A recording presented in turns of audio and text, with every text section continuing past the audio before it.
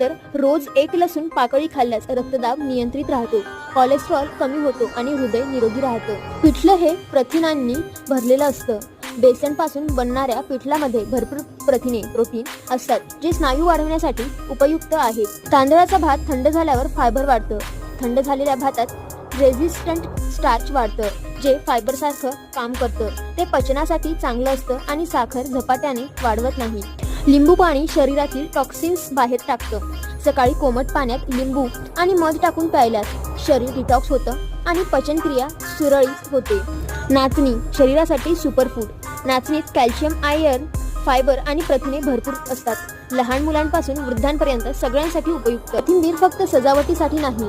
कोथिंबीरमध्ये vitamin K, C आणि antioxidants भरपूर असतात. ती रक्त शुद्ध करते आणि त्वचेसाठी उपयुक्त आहे.